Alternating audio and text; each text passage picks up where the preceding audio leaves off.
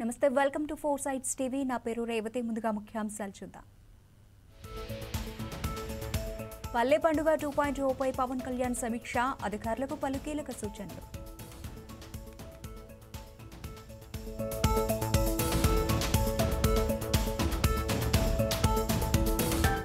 మంచిర్యాలలో BJP నేతల మధ్య విభేదాలు, పార్లమెంట్ ఇన్ఛార్జిని చెంప పగలగొడతానన్న వెంకటేష్ నేత.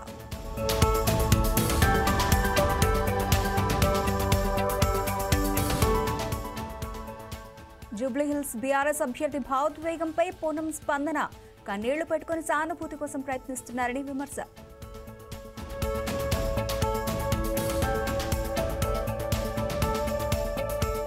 గండి మైసమ్మ ఎంఆర్ఓ ఆఫీస్ వద్ద యువకుడు ఆత్మహత్య యత్నం, తన భూమిని కబ్జా చేస్తున్నారని బాధితుల ఆవేదన.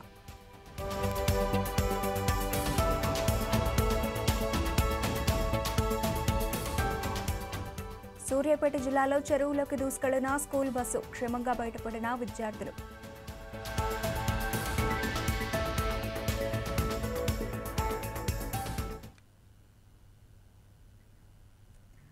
డీటెయిల్స్ లోకి వెళితే మంచిర్యాలలో బీజేపీ నేతల మధ్య విభేదాలు బహిర్గతమయ్యాయి.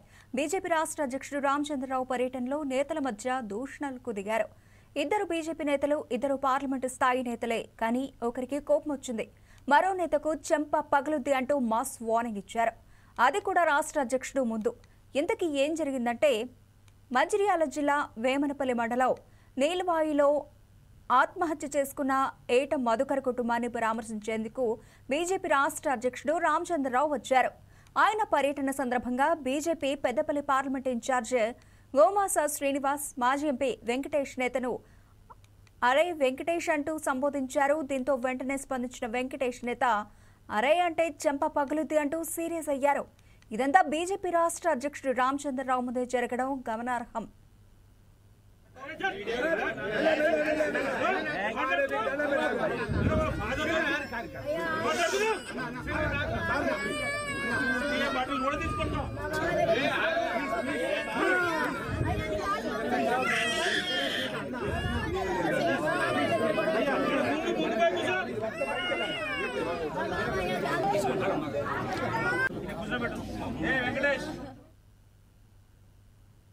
పల్లె పండుగ విజయం తాలూకు స్ఫూర్తిని కొనసాగించేలా పల్లె పండుగ 2.0 ప్రణాళికలు ఉండాలని ఉప ముఖ్యమంత్రి పవన్ కళ్యాణ్ సూచించారు. ఆంధ్రప్రదేశ్ గ్రామీణ ముఖచిత్రం సంపూర్ణంగా మారేలా ఈ ప్రణాళికలు ఉండాలని తెలిపారు. క్యాంపు కార్యాలయంలో పల్లె పండుగ 2.0 పై పంచాయతీరాజ్ గ్రామీణాభివృద్ధి శాఖ ఉన్నతాధికారులతో సమీక్షా సమావేశం నిర్వహించారు. అధికారులకు దిశానిర్దేశం చేశారు.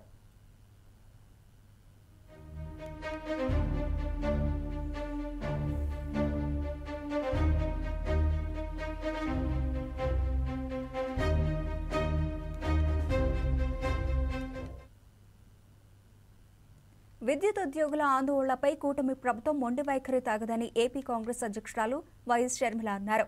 యాజమాన్య ఏకపక్ష తీరును తీవ్రంగా ఖండించారు. హక్కుల సాధనకు ఉద్యోగులు పోరాటం చేస్తుంటే వారి ఉద్యమాన్ని అణిచివేయాలని చూడడం అత్యంత దారుణమని అన్నారు. ఇది ప్రభుత్వ నిరంకుశత్వానికి నిదర్శనం అని విమర్శించారు. 58 సార్లు చర్చలు జరిపినా డిమాండ్లను పరిష్కరించకుండా తాత్సారం చేస్తున్నారంటే ప్రభుత్వమే 63,000 మంది ఉద్యోగులను పరోక్షంగా సమ్మెలోకి ఉసిగొల్పినట్లు ఉందని ఆరోపించారు. ఉద్యోగులు చేపడుతున్న నిరవధిక సమ్మెపై ప్రభుత్వం పట్టువీడాలని కోరారు. వెంటనే విద్యుత్ జేఏసీని మళ్లీ చర్చలకు పిలవాలని డిమాండ్ చేశారు. ఉద్యోగులు పెట్టిన 29 డిమాండ్లన్నీ న్యాయబద్దమైనవన్న షర్మిల వాటిని తక్షణమే అమలు చేయాలని డిమాండ్ చేశారు.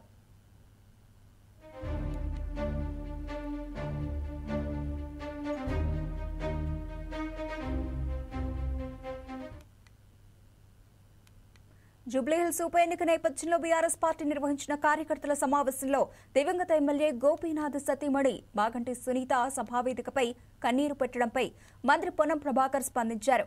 తమకు ప్రత్యర్థి తమ సోదరి సునీతను చూసి తాను జాలి పడుతున్నానని అన్నారు. వేదికల మీద రాజకీయ ప్రసంగాల మధ్య కన్నీళ్లు పెట్టుకుని సానుభూతి పొందాలని చూస్తున్నారని ఆయన చెప్పారు. రాజకీయ లబ్ధి కోసమే సోదరి సునీతను ఓదార్చుతున్నట్లుగా కేటీఆర్, హరీష్ రావులు కలిసి డ్రామాలు ఆడుతున్నారని ఆరోపించారు. కానీ రాజకీయాల కోసం సునీతమ్మను ఇబ్బంది పెట్టడం భావ్యం కాదని సెటైర్లు వేశారు. 10 ఏళ్లలో బీఆర్ఎస్ పాలనలో జూబ్లీహిల్స్ నియోజకవర్గ పరిధిలో ఎలాంటి అభివృద్ధి పనులు జరగలేదని పొన్నం అన్నారు. ఆ ఏడుపుల యొక్క ప్రక్రియ చూస్తుంటే ఆర్టిఫిషియల్ గా నువ్వు ఏడవాల్సిందే అని వీళ్ళు చెప్తున్నటువంటి అంతర్గతంగా కొంతమంది కార్యకర్తలు చెప్తున్నారు. అమ్మ నువ్వు ప్రతి డ్యాన్స్ ఏడవాలని ఆమె చెప్తుంటే కృత్రిమ ఏడుపు అనేటువంటిది మంచిది కాదు. ఆ సోదరి పట్ల మాకు సానుభూతి ఉన్నా, రాజకీయాలు సానుభూతి వేరు.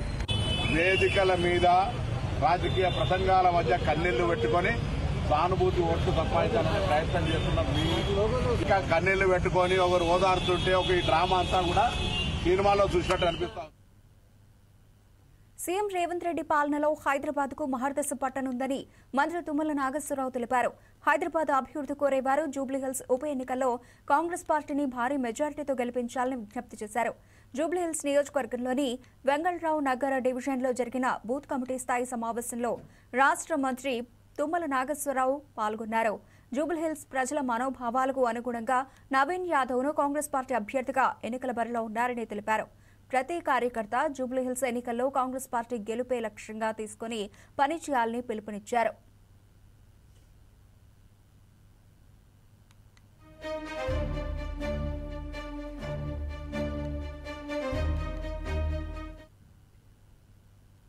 జూబ్లీహిల్స్ ఉప ఎన్నికల నేపథ్యంలో పలువురు నేతలు బీఆర్ఎస్ పార్టీలో చేరారు. బీఆర్ఎస్ వర్కింగ్ ప్రెసిడెంట్ కేటీఆర్ సమక్షంలో కాంగ్రెస్ నేత ఆలీ మస్కతి, తెలుగుదేశం పార్టీ సీనియర్ నాయకురాలు షకీలారెడ్డి బీఆర్ఎస్ లో చేరారు. వారికి పార్టీ కండువాలను కప్పి సాదరంగా ఆహ్వానించారు. మాజీ ముఖ్యమంత్రి కేసీఆర్ నాయకత్వంలో పనిచేయాలనే లక్ష్యంతోనే బీఆర్ఎస్ లో చేరుతున్నట్లు వీరు సందర్భంగా ప్రకటించారు. వారి చేరికతో పార్టీ మరింత బలోపేతం అవుతుందని కేటీఆర్ ఆశాభావం వ్యక్తం చేశారు.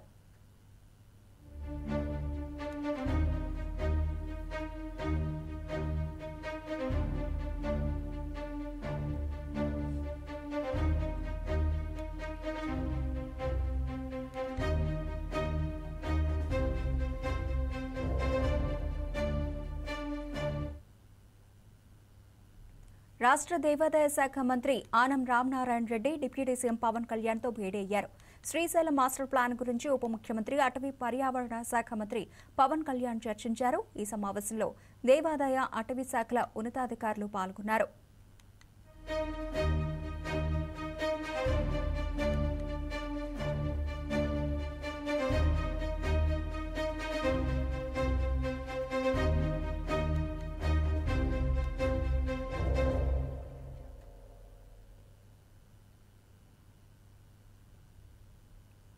ఏపీ పర్యాటక సినిమాటోగ్రఫీ మంత్రి కందుల దుర్గేష్ రాజస్థాన్లోని ఉదయ్పూర్లో పర్యటిస్తున్నారు. మ్యారియట్ హోటల్కు చేరుకున్న మంత్రికి ఘన స్వాగతం లభించింది. రాజస్థాన్ సంస్కృతికి అనుగుణంగా తలపాగా ధరించారు మంత్రి కందుల దుర్గేష్. కేంద్ర పర్యాటక సాంస్కృతిక శాఖ మంత్రి గజేంద్ర సింగ్ షెకావత్ అధ్యక్షతన 2 రోజుల పాటు జరిగే జాతీయ మిషన్లో మంత్రి కందుల దుర్గేష్ పాల్గొన్నారు. పర్యాటక రంగ అభివృద్ధికి సంబంధించిన కేంద్ర బడ్జెట్ 2025-26 ప్రకటనల అమలుపై ఆంధ్రప్రదేశ్ రాష్ట్ర విజన్ను ప్రతిపాదనలను కేంద్ర మంత్రి గజేంద్ర సింగ్ షెకావత్కు మంత్రి దుర్గేష్ సమర్పించారు.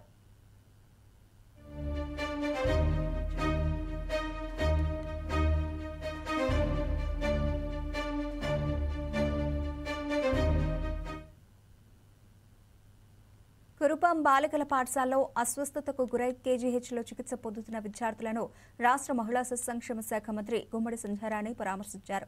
వారికి అందుతున్న వైద్య సేవలను గురించి కేజీహెచ్ సూపరింటెండెంట్ను అడిగి తెలుసుకున్నారు. కురుపాం గిరిజన బాలికల పాఠశాలలో 146 మంది విద్యార్థినులు అస్వస్థతకు గురయ్యారని మంత్రి తెలిపారు. అస్వస్థతకు గురైన వారిలో 65 మంది బాలికలను మెరుగైన వైద్యం కోసం కేజీహెచ్లో చేర్పించామని చెప్పారు. 59 విద్యార్థినులు పూర్తిగా కోలుకొని వారి డిశ్చార్జ్ చేసినట్లు తెలిపారు. ఇది దసరా హాలిడేస్ కంటే ముందే ఒకరో ఇద్దరు పిల్లలకి జాండీస్ లైట్గా కనిపించి ఉండొచ్చు, కానీ పిల్లలు చెప్పలేదు, వాళ్ళకు కూడా తెలియకపోయి ఉండొచ్చు. దసరా హాలిడేస్ పిల్లలు ఇంటికి వెళ్ళిపోయిన తర్వాత చాలామందికి అవి కొంచెం పెరిగింది. ఎందుకంటే పిల్లలు హాస్టల్స్ నుండి ఇంటికి రాగానే తల్లిదండ్రులకి ప్రేమతో ఖచ్చితంగా వాళ్ళకి ఎన్వి పెడతాం, ఆయిల్ ఫుడ్ ఉంటుంది, అన్నీ ఉంటాయి ఖచ్చితంగా. దానివల్ల పెరిగిన తర్వాత మీకు ఎందుకంటే వాటర్ అయితే కాదు, అది నేను క్లియర్గా లాస్ట్ టైం కూడా మనం టెస్ట్ చేసాం. వాటర్ కాదు, కాకపోతే టాయిలెట్ ద్వారా కూడా వస్తుంది.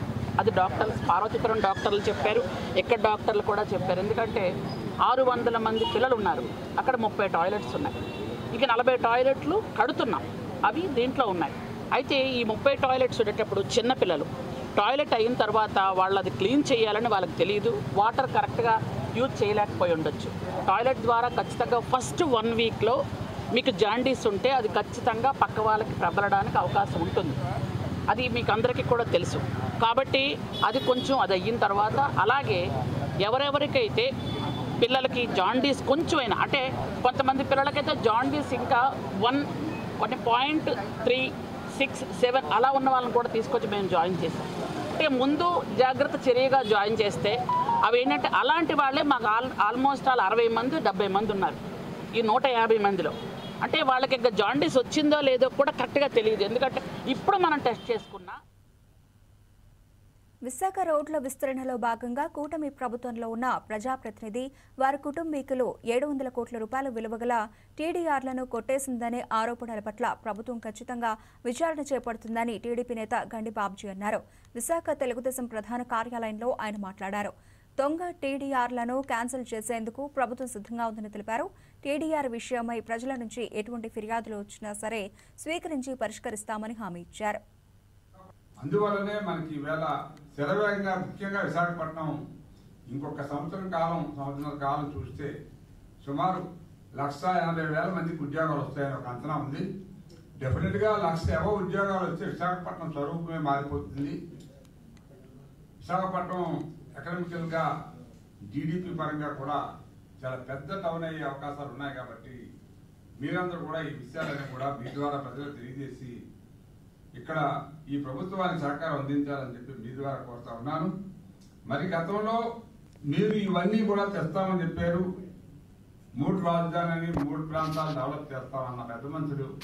కానీ విశాఖపట్నంలో సరైన బిల్డింగ్ కూడా కట్టలేకపోయారు. ఆ కొండలో ఏదో మీ రాజ ప్యాలెస్ కట్టుకొని సుమారు గవర్నమెంట్ సొమ్ము 450 కోట్లు వేస్ట్ చేసి ఇవాళ దేనికి కాకుండా నిరుపయోగంగా ఉన్నాయి. ఆ బిల్డింగ్లు ఏం చేయాలో అర్థం కాలేదు. మంచిర్యాల జిల్లా వేమనపల్లి మండలం నీల్వాయిలో ఆత్మహత్య చేసుకున్న ఏట మధుకర్ కుటుంబాన్ని బీజేపీ రాష్ట్ర అధ్యక్షుడు రామచంద్రరావు పరామర్శించారు. మధుకర్ కుటుంబ సభ్యులకు ధైర్యం చెప్పారు. పార్టీ పరంగా అండగా ఉంటామని భరోసా ఇచ్చారు. ఈ కార్యక్రమంలో బీజేపీ నేతలు పాల్గొన్నారు.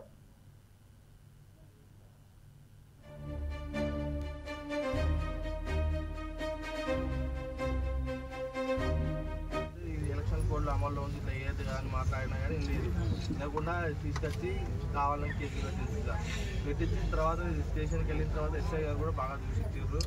చూసిన తర్వాత ఏసీబీ గారు వచ్చారు. ఏసీబీ గారు వచ్చి నువ్వు ఇది ఏం కేసు కాలేదు మధు, నువ్వు ఏదైతే చేసుకుంటో అది చేసుకోమని చెప్పారు. చెప్పిన తర్వాత కూడా మళ్ళీ ఎస్ఐ ఫోన్ చేసి డేట్ ఇచ్చింది సార్. ఈ సంతోష్ కుమార్ ఏదైనా మాజీ జడ్పీ సార్. ఈయన ఇప్పుడు బీసీ వచ్చింది కదా సార్. ఇక్కడ బీజేపీ నుంచి వేస్తే బీజేపీకి వెళ్తుంది. ఇక్కడ బీజేపీ మండలం పాకిపోతుంది. వీడు ఉండద్దు, వీడిని కంపల్సరీ ఏదైనా ఒకటి చంపాలని స్టేషన్కి వెళ్ళే దారిలో కూడా ఆపి బెదిరించింది సార్. ఇంటికి వచ్చి బాధపడకుండా వేసుకుని మాత్రం చెప్పి అన్నంత మాత్రం వేస్తారా డాడీ, అక్కడ ఏముండదు డాడీ అని మేము ధైర్యం చెప్పిన ఈ సమయ 1948 సంవత్సరంలో రజాకార్ల కాల్పుల్లో అసూలు బాసిన 10 మంది అమరవీరుల కుటుంబాలను అన్ని విధాలా ఆదుకుంటామని కాంగ్రెస్ సీనియర్ నేత వి హనుమంతరావు అన్నారు. 1948 సంవత్సరంలో నల్గొండ జిల్లా సాలిగౌరారం మండలం వల్లాల గ్రామంలో జాతీయ జెండాను ఎగురవేశారనే నెపంతో 10 మంది విద్యార్థులను రజాకార్లు అమానుష హత్యాకాండకు తెగబట్టారు. వల్లాల అమరవీరుల చరిత్రను తెలుసుకున్న విహెచ్ అమరవీరుల కుటుంబాలను పరామర్శించారు. వారికి అన్ని విధాలుగా భవిష్యత్తులో అండగా ఉంటామని హామీ ఇచ్చారు.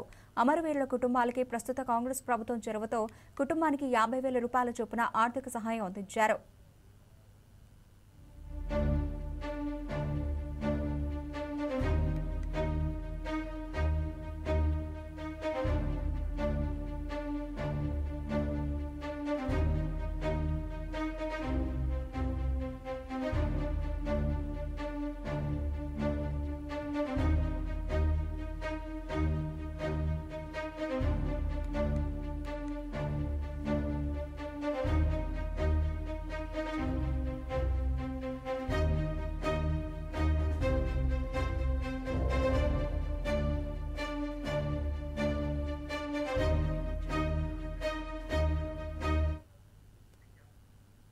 పాడి రైతులకు పెండింగ్లో ఉన్న 8 నెలల బిల్లులను దీపావళి పండుగలోపు చెల్లించాలని అఖిలపక్ష నాయకులు కోరారు. ఇవ్వకుంటే సీఎం క్యాంపు కార్యాలయం ముట్టడిస్తామని హెచ్చరించారు. యాదాద్రి భువనగిరి జిల్లా ఆలేరు పాల శీతలీకరణ కేంద్రం వద్ద పాల ఉత్పత్తిదారులు చైర్మన్లు అఖిలపక్ష నాయకులు రౌండ్ టేబుల్ సమావేశం ఏర్పాటు చేశారు. మదర్ డైరీని కాపాడుకుందామని అఖిలపక్ష ఆధ్వర్యంలో సమావేశం నిర్వహించారు. 8 నెలల పాల బిల్లులు వెంటనే ఇవ్వాలని, ప్రభుత్వం ప్రకటించిన ₹5 ఇన్సెంటివ్ వెంటనే ఇవ్వాలని డిమాండ్ చేశారు. ఈ కార్యక్రమంలో బీజేపీ, బీఆర్ఎస్, సిపిఎం, సిపిఐ పార్టీల ముఖ్య నాయకులు, పాడి రైతులు పాల్గొన్నారు.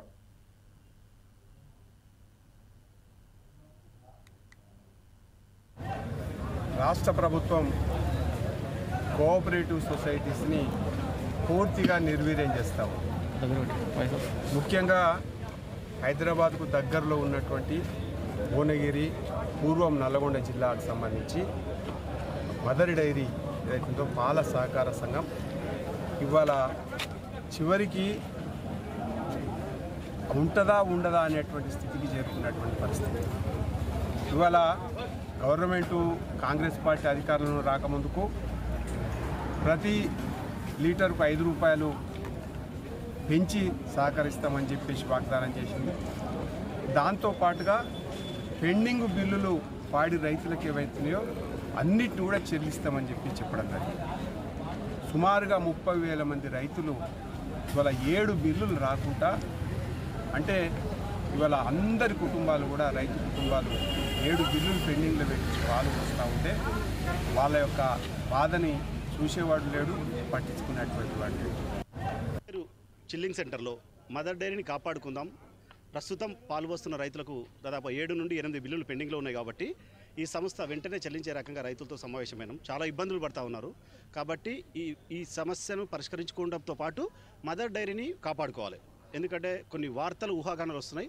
రీసెంట్లీ మన జర్నలిస్ట్ శంకర్ కూడా మాట్లాడారు, ఉంటే ఉండని పోతే పోని ఆంధ్రప్రభలో కూడా ప్రచురితమైంది. కాబట్టి ఏంటంటే అలాంటి చైర్మన్ మనకి ఏం చేయలేడు అనేది కూడా క్లియర్ రైతులందరూ భావిస్తూ ఉన్నారు. కాబట్టి ప్రభుత్వం మీద ఒత్తిడి తెచ్చి, పాలక పక్షం మీద ఒత్తిడి తెచ్చి ప్రస్తుతం ఉన్న పాడి రైతుల యొక్క బిల్లులు చెల్లింపు కొరకు ఒక మీటింగ్ కండక్ట్ చేసుకోవడం జరిగింది. మేడ్చల్ మల్కాజ్గిరి జిల్లా దుండిగల్ గండి మైసమ్మ ఎంఆర్ఓ కార్యాలయం ముందు ఉద్రిక్తత నెలకొంది.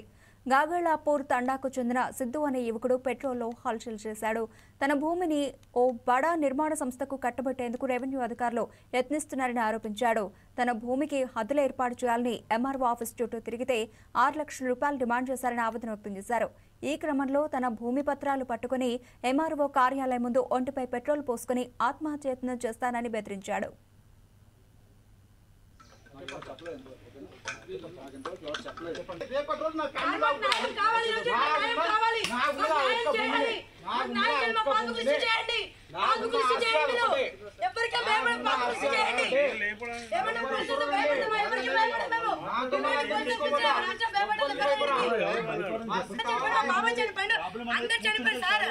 కూర్చుంటే సాగులో సార్ మాకు న్యాయం కావాలంటే కావాలి. మున్సిపల్ ఆఫీస్ కూడా మాకు న్యాయం కావాలంటే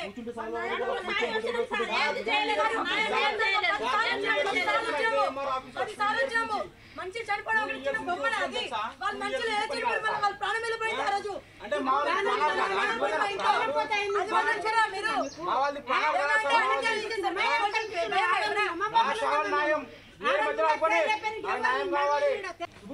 నీవు మాట్లాడి తెలుసుకో ఫస్ట్. చెప్పండి సార్. ఫోన్ చేయగానే ఉరుక్కుంటా వచ్చారు కదా సార్ మీరు. అంటే ఫోన్ రావద్దా? రండి సార్. మీరేమో అంటున్నారు కదా అక్కడ పోయి కంప్లైంట్ పెట్టండి, ఇక్కడ పోయి కంప్లైంట్ పెట్టండి అని పెడుతున్నారు. వాళ్ళకి ఏ కంప్లైంట్ వచ్చి వాళ్ళు 2 సంవత్సరాల నుంచి 2 సంవత్సరాల నుంచి వాళ్ళకి తెలియక తిరుగుతున్నారు. అక్కడ పోయి తిరగండి, ఇక్కడ పోయి తిరగండి అంటే ఆయన ఏం చెప్పాను? అక్కడ పోయి కంప్లైంట్, ఇక్కడ పోయి కంప్లైంట్ ఇమ్మంటున్నారు కదా సార్. మీరే ఉంటారు అధికారులు. మేము ఇంతకు ముందు వచ్చినాం సార్. నేను కూడా చిన్న ఉన్నప్పుడు రౌరీనే, నేను కూడా లాఠీలు పట్టుకొస్తా, కట్టెలు పట్టుకొస్తా అంటే అరే నువ్వు అయి ఉండొచ్చు సార్, నేను నీకు కుట్లారకు రాలే, నా ప్రాబ్లం చెప్పుకొని వచ్చినా నేను నీకు. నా ప్రాబ్లం చెప్తే నువ్వు లేడీస్ మీద ఎందుకు కొడుతావు? ఏం చేస్తావు అంటే మేము పేదోళ్ళం, మేము చేయలేమన్నా. ఇంకో మాట ఏం చెప్తుంది తెలుసా సార్, మీరు లంబరోళ్ళు మీరు పెద్దోళ్ళ జోలికి రావద్దంట. అంటే లంబరోళ్ళ గురించి నీకు ఏం తెలుసా? నీ జాతి తాగపోతావు, నీకు ఏం రైట్స్ ఉన్నాయి అసలు జాతి? సార్ ఆయనకి ఎంత అహంకారం ఇవ్వకపోతే పేపర్లు ఇస్తే పేపర్లు పడేస్తాడు, పేపర్లు పడేస్తాడు. ఎంత అహంకారం అంటే సార్, మీరు కూడా ఇలాంటి అన్యాయానికే సపోర్ట్ చేస్తారా లేకపోతే బీద వాళ్ళకి సపోర్ట్ చేస్తారా చెప్పండి. నేను కూడా ఒక 1 ఆఫ్ ద సూర్యాపేట జిల్లా మునగాల మండలం నేలమరి వద్ద ఓ ప్రైవేటు పాఠశాల బస్సు చెరువులోకి దూసుకెళ్లింది. ప్రమాద సమయంలో బస్సులో 15 మంది విద్యార్థులు ఉన్నారు. బస్సును చెరువు కట్టపై ఉన్న చెట్టు అడ్డుపడడంతో పెను ప్రమాదం తప్పింది. ఈ ఘటనలో స్థానికుల సహాయంతో విద్యార్థులు క్షేమంగా బయటపడ్డారు. చివ్వేంల మండలం వలభాపురంలోని సెయింట్ పోల్స్ పాఠశాలకు చెందిన బస్సుగా గుర్తించారు. ఈ ప్రమాదంలో ప్రాణ నష్టం లేకపోవడంతో అంతా ఊపిరి పీల్చుకున్నారు.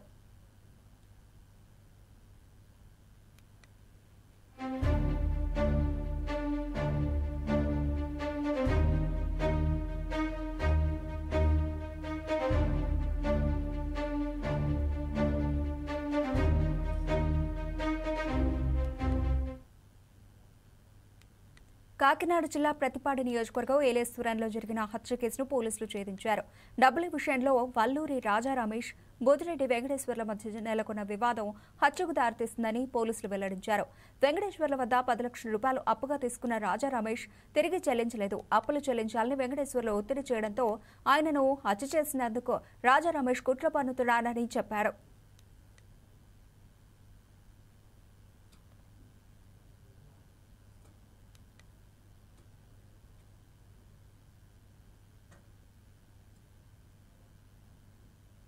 అడ్డతీగల పోలీస్ స్టేషన్ నుంచి ఒక ఇంపార్టెంట్ ఇన్ఫర్మేషన్ దీనికి సంబంధించి వచ్చిందన్నమాట. ఏంటి ఇన్ఫర్మేషన్ అంటే అక్కడ ఏఎస్ఐ గారు లోకల్ సిహెచ్సిలో ఒక ఎమ్మెల్సీ సంబంధించి స్టేట్మెంట్ రికార్డ్ చేయడానికి వెళ్తే అక్కడ ఈ ఒక వ్యక్తి ఏంటంటే పురుగుల మందు తాగి జాయిన్ అయ్యాడండి. ఒల్లూరి రాజా రమేష్ అని చెప్పేసి అడ్మిట్ అయ్యాడు పురుగుల మందు తాగి. అంటే సూసైడ్ అటెంప్ట్ అనుకోండి ఇంచుమించుగా. ఆయన స్టేట్మెంట్లో ఏంటంటే ఈ ఎవరైతే మనకి ఇక్కడ మిస్సింగ్ కేసు ఎవరైతే ఉందో బోదిరెడ్డి వెంకటేశ్వర్లు ఉన్నాడో ఆయనకి ఈయనకి లావాదేవీలు ఉన్నట్టు ఒక అధికారి తీసుకుని మన ఏలేశ్వరం నుంచి ఎర్రవరం హైవే మీదుగా తుని నుంచి అలా నర్సీపట్నం రోడ్లో ట్రావెల్ చేసినట్టు, ఈ మార్గ మధ్యలో ఏంటంటే ఈ వ్యక్తిని చంపేసి అక్కడ పెదబయలు ఏరియాలో ఆ లోయలో పడేసినట్టు ఎంత కూడా ఆయన కన్ఫ్యూజ్ ఇచ్చాడు అనమాట. కన్ఫ్యూజ్ ఇచ్చిన తర్వాత ఈయన దగ్గర ఏదైతే బంగారం కానీ లేకపోతే నగదు కానీ ఇంకేదైతే ఉందో అది కూడా ఆయన తీసుకున్నట్టుగా కూడా స్టేట్మెంట్ ఇచ్చాడు. వెంటనే ఏం చేస్తామంటే ఈ మిస్సింగ్ కేసుని మర్డర్ ఫర్ గెయిన్ అంటారు. అంటే మర్డర్కి అందులో. గుంటూరు జిల్లా తురుకుపాలెంలో మిస్టరీ వ్యాధి మృతి చెందిన కుటుంబాలకు నష్టపరిహారం చెల్లించాలని విదిశం ఐక్య వేదిక రాష్ట్ర కన్వీనర్ డిమాండ్ చేశారు. తిరుపతి తొక్కిసలాట మృతులకు 25 లక్షల రూపాయలు చెల్లించి తురుకుపాలెం బాధితులకు కేవలం 5 లక్షల రూపాయలు చెల్లించడం ధర్మం కాదని అన్నారు. తక్షణమే నష్టపరిహారం 25 లక్షల రూపాయలకు పెంచాల్సిందేనని చెప్పారు. తురుకపాలెం మిస్టరీ మృతుల కుటుంబాలకు ప్రభుత్వం చెల్లించిన నష్టపరిహారంపై అభ్యంతరాన్ని వ్యక్తం చేస్తూ విశాఖలో అంబేద్కర్ భవన్లో విదిశం ఐక్యవేదిక ప్రతినిధుల సమావేశం నిర్వహించారు.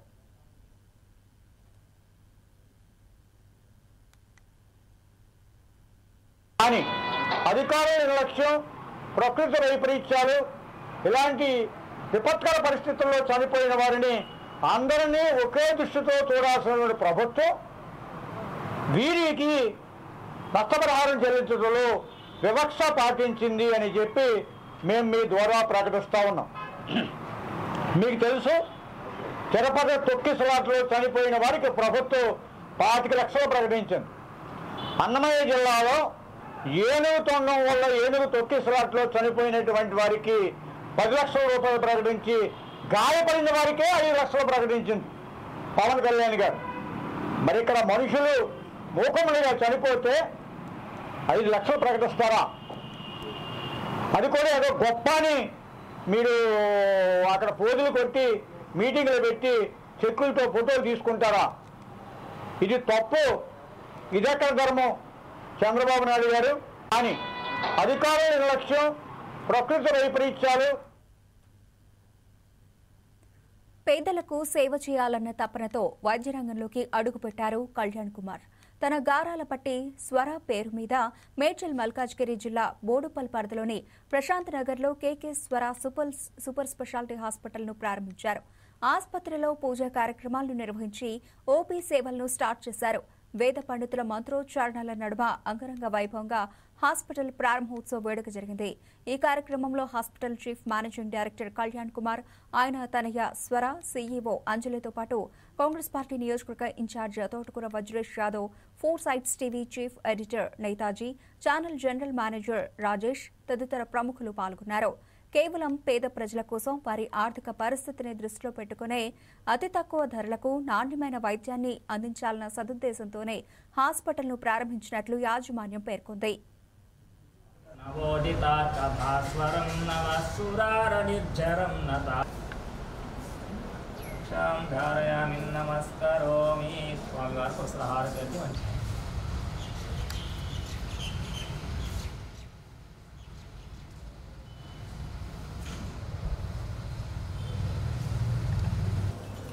మన బోడుప్పల్ మున్సిపల్ కార్పొరేషన్లో బ్రహ్మాండంగా కేకే స్వర అనే హాస్పిటల్ ప్రారంభించుకున్నందుకు చాలా ధన్యవాదాలు. నాతో పాటు పెద్దలు ఈ ప్రాంతంలో ఎంతోమందికి ఉపాధి కల్పించి ఎంతోమందిని తీర్చిదిద్దినటువంటి జార్జ్ విస్టిన్ మోరియా గారికి, అదేవిధంగా కళ్యాణ్ కుమార్ గారికి, మరి కేకే స్వర అనే నాదంతో మంచి హాస్పిటల్ ఓపెన్ చేసి ఈ ప్రాంత ప్రజలకు సేవ చేయాలనే ఆలోచనతో మా రామారావు గారు మిగతా మిత్రులందరూ కూడా ఈరోజు ఓపెన్ చేసుకోవడం జరిగింది. ఇక్కడ ప్రజలకు తక్కువ రేట్లతో పేద ప్రజలందరికీ కూడా సేవ చేయాలని చెప్పి ఏదైతే కేకే స్వర అనే పేరుతో హాస్పిటల్ చేసుకుంటామో, గతంలో మేము బోడుప్పల గ్రామం నుంచి ఇక్కడ మరి జాల్ మోరియన్ గారు ఇక్కడ ఒక రోడ్ గోల్డ్ కంపెనీని స్థాపించి ఆ రోజు ఇక్కడ ఏమీ లేదు. హాస్పిటల్ పోవాలంటే ఇక్కడి నుంచి సీతాపల్ మండి కానీ సికింద్రాబాద్ పోయే రోజులు ఉండేవి. ఈరోజు మన బోడుప్పల్ కార్పొరేషన్ అనే బ్రహ్మాండమైన హాస్పిటల్ వచ్చింది. ఇంత పెద్ద హాస్పిటల్ రావడం చాలా సంతోషం మన బోడుప్పల్ మున్సిపల్ కార్పొరేషన్లో. Doctor Venu, mister Kalyan Kumar, first of all the doctors, staff, Mr. Ramarao Naidu and all present here, heartiest congratulations to KK Swara. And I would like to just say that medicines, in the healthcare ecosystem, medicine will cure a body, but here what I see is compassion will cure the soul. So I'm indeed very, very honored and happy to be here on the inauguration of KK Swara Hospital at Boduppal. This hospital will cater to the ecosystem and people around in and around Boduppal at rates, I'm sure, much lesser than what the other corporate hospitals will be charging, and the people in Boduppal will not have to go far away to Jubilee Hills and other areas to get the same quality of treatment which is here right at their doorstep. So this is a great thing for the people of Boduppal. Dr. Venu, Mr. Kalyan. ఇవి ఇప్పటివరకు నా bulletin updates. Keep watching 4 Sites TV.